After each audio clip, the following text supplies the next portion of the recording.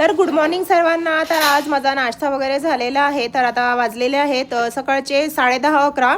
तर मी आता स्वयंपाक करून घेत आहे। स्वयंपाकामध्ये फुलगोबी आणि आलूची भाजी करत आहे, दाल तडका वगैरे।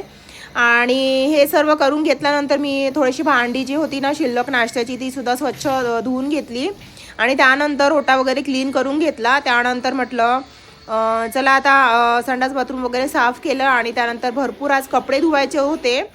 कपडे वगैरे धुवून घेतले, आंघोळ वगैरे करून घेतली आणि इकडे बघा असं ढगाळ वातावरण असतं की नाही ह्या शिलाँगमध्ये।